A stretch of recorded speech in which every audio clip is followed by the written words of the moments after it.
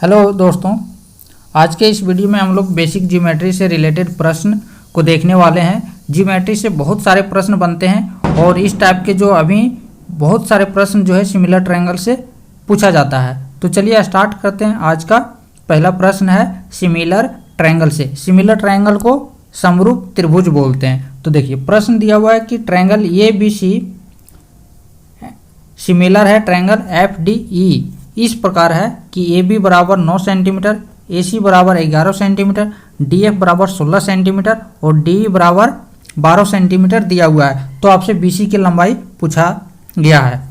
यहाँ पे क्या करेंगे, दो ट्रायंगल जो हैं आपके सिमिलर हैं। दो ट्रायंगल हमने ड्रॉ कर लिया है। आपको उसी पैटर्न में आपको ड्रॉ करना है जिस तरीके से क्वेश्चंस में दिया हुआ है। ABC तो हमने ले लिया ABC ट्रायंगल, ये सिमिलर है ट्रायंगल FDE। तो आपको उसी सीक्वेंस में आपको FDE ट्रायंगल भी आपको ड्रॉ करना है। अब यहाँ पे क्वेश्चंस में क्या दे रखा है कि इसमें जो AB बराबर जो है, ये जो AB है वो कितना दिया हुआ 9 सेंटीमीटर, AC की जो लंबाई है वो आपका 11 सेंटीमीटर दिया है। दूसरे ट्रायंगल जो है उसमें DF की जो लंबाई है वो आपको दे रखा है 16 सेंटीमीटर और DE की लंबाई दिया हुआ है आपको 12 सेंटीमीटर। तो आपसे पूछा है कि जो ABC ट्रायंगल है इसकी BC की लंबाई कितना है। तो जब भी आपको सिमिलर ट्रायंगल यानी कि समरूप त्रिभुज अगर दिया जाता है तो इसमें क्या होता है कि इसकी जो भुजाओं का जो रेशियो होता है, अनुपात होता है, वो आपस में बराबर होता है। तो यहाँ पे आपका क्या हो जाएगा कि AB का जो रेशियो होगा ट्रायंगल ABC का AB, ट्रायंगल FDE का FD, इस साइड का जो भुजा का जो रेशियो होगा, दूसरा जो भुजा है ABC का BC और FDE ट्रायंगल का DE, इसका रेशियो। एक और साइड आपका क्या है AC, ABC का AC साइड और FDE ट्रायंगल का FE साइड।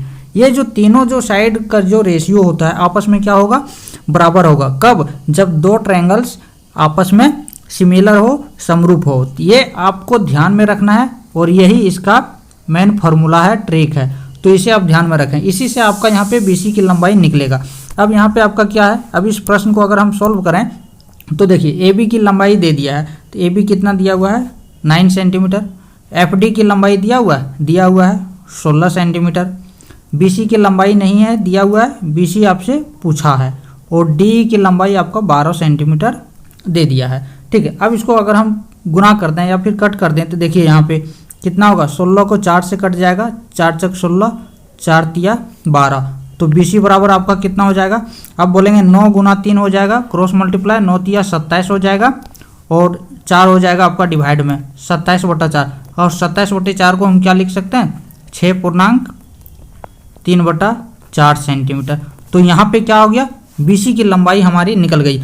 और इस प्रश्न का करेक्ट आंसर क्या हो गया, क्वेश्चन ये ऑप्शन नंबर 1। ये आपका है कि ये AB और ये दोनों पार्ट में आपका रिलेशन था। ठीक है, अगर AB FD और अगर AC या FE का रिलेशन अगर पूछा जाए, किसी का भी रिलेशन पूछा जाए, तो आपको ध्यान में यही रखना है कि जो करस्पॉन्डिंग साइड होते हैं उन सभी का जो रेशियो का अनुपात होता है समान होता है। अब किसी में भी कुछ भी साइड अगर दिया हुआ, अगर FE की लंबाई अगर पूछा जाएगा तो हम लोग यहाँ से AC और AB वाले इसका रेशियो और यहाँ से इसका रेशियो AC/FE के रेशियो से हम लोग निकाल सकते हैं। यानी कि अगर एक ट्रायंगल का दो साइड दूसरे ट्रायंगल के दो साइड दिया हुआ है तो कोई भी साइड जो नहीं दिया हुआ है उसका रेशियो हम लोग रेशियो करके उस साइड की लंबाई भी निकाल सकते हैं। तो जो समरूप ट्रायंगल का ये है रेशियो का फॉर्मूला, जो कि बहुत ज़्यादा इंपॉर्टेंट है और ऐसे ही प्रश्न एग्जाम में पूछे जाते हैं। तो इसे आप ध्यान रखेंगे।